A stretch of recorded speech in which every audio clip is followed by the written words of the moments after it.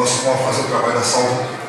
E quando nosso irmão faz o trabalho da salva, da colheita das ofertas, oferta usada, oferta aplicada, portanto, nós vamos fazermos um trabalho muito interessante agora, que é a leitura da palavra. Nesse momento, agora em diante, para mim não existe grande, não existe maiorais com respeito aos pastores da convenção, com respeito ao meu pastor. Não existe. Eu estou com o privilégio de estar aqui no campo do pastor Sergino Bernardino Camboriú, embaixo da bênção do pastor Amorim e do Espírito Santo de Deus. Queridos irmãos, eu quero então ler com vocês João, o Evangelho de Jesus segundo escreveu João. Todos sentados, fica muito tempo em pé, né? Todos sentados. A missionária Marlene, já temos uns 10 anos que viajamos, né, missionária? Mais ou menos. Ou mais. Quantas coisas grandes já vimos Deus fazer. Coisas tremendas.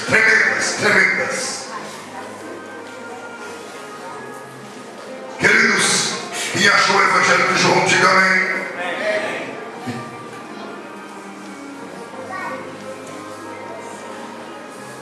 Estou esperando todos acharem. O Evangelho de João, quarto Evangelho da Bíblia: Mateus, Marcos, Lucas, João.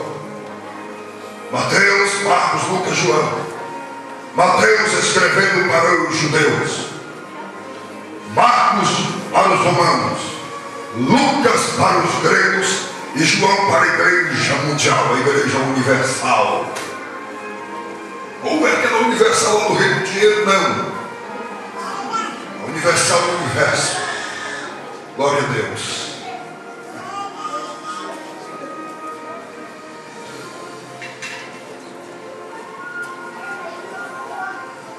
Todos acharam?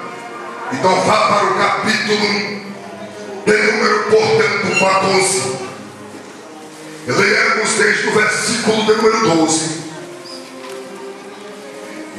Na verdade vos digo que aquele que crê em mim também farás as obras que eu as faço, farás maior ainda, porque eu vou para o meu Pai.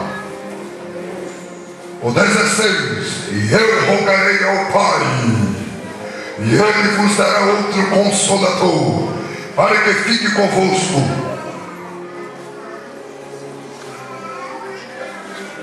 eternamente. Alguma Bíblia, mas aplicada para o original, diz para sempre. Queridos companheiros, eu gostaria de prender você por alguns minutos dentro da palavra. É um prazer ver aqui a irmã Mariane. Deus te abençoe em nome de Jesus, missionária, esposa foi amigo nosso, o Edson. Deus te abençoe em nome de Jesus, você e a Bíblia, em nome de Jesus Cristo. Queridos irmãos,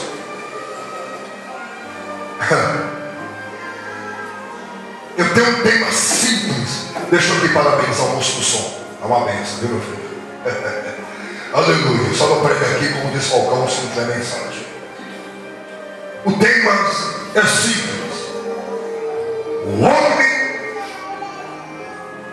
só é alguma coisa se o Consolador estiver nele ou com ele.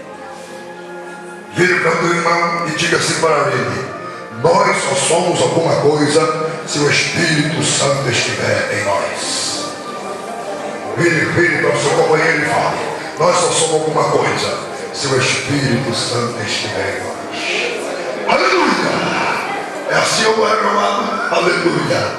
Queridos, queridas, aleluia!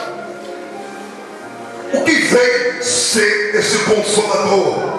Pastor, Consolador é como nós estamos. Ele vem consolar também, mas é muito mais do que isso. Muito mais do que isso. Jesus, quando ele estava prestes a subir, ele disse: vocês serão muito usados com o meu poder. É tanto que ele chama os seus discípulos, Mateus capítulo 10, Lucas capítulo 9, e ele diz a Bíblia: Jesus, chamando os seus discípulos, deu-lhes poder e autoridade sobre todos os espíritos imundos, e para curar toda enfermidade e todo mal, e expulsarem as castas de demônio, ressuscitar os mortos, limpar os leprosos, e de graça deu, e de graça recebeste, de graça dai. E de natureza, senhoras e senhores, Jesus, sabendo que os seus dias na terra estavam se findando, ele precisava de uma igreja poderosa, ele precisava de uma igreja tão poderosa que viesse contundir o reino das trevas, como diz os pregadores, arrebentar o reino do inimigo, companheiros. E Jesus então diz à sua igreja: na verdade vos digo, que aquele que crê em mim fará as obras que eu faço, e as fará maiores, porque eu vou para o meu Pai. O 16 ele diz: e eu rogarei ao Pai, e ele vos dará outro consolador. Ou seja, se Jesus não usasse essa expressão aqui no qual que nós estamos lendo, no versículo 16, queridos irmãos, eu tenho uma plena certeza que a igreja seria derrotada na sua primeira instância.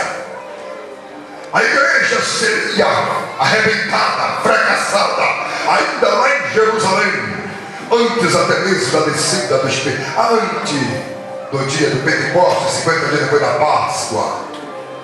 Ela seria derrotada, seria acabada ali.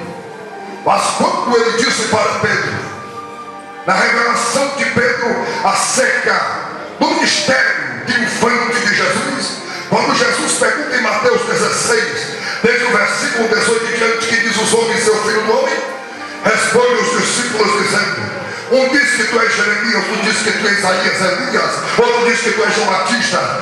E Jesus pergunta-lhes dizendo: e vocês quem dizem que eu sou? Jesus diz para ele, Pedro responde nessa hora: tu és o Filho de Deus, que havia de vir o mundo. Jesus disse: bem-aventurado é tu, Simão Barjona, porque tu tiveste uma revelação não da carne, mas tiveste uma revelação unicamente do Pai.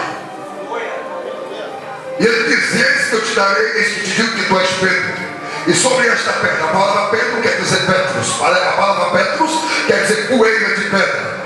E Jesus, quando disse assim: eis que te digo que tu és Pedro, ele estava dizendo: Pedro, eu te digo que você é poeira de pedra, mas sobre esta rocha, ele estava falando de Cristo mesmo, ele mesmo, edificarei a minha igreja, e as portas do inferno não prevalecerão contra ela.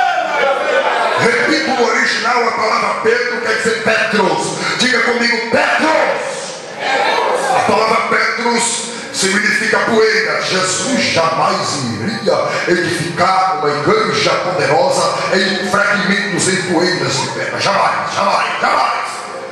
Quando diz o apóstolo São Paulo, ele foi a pedra rejeitada. Quando dizia o apóstolo São Paulo, ele é a pedra edificatória. Quando dizia o apóstolo São Paulo, ele é a pedra angular. Quando dizia o apóstolo São Paulo, ele é a pedra da esquina. Quando dizia o apóstolo São Paulo, ele é a pedra de tropeço. Quando dizia o apóstolo São Paulo, ele é a pedra da verdade, a pedra edificatória. Quantos estão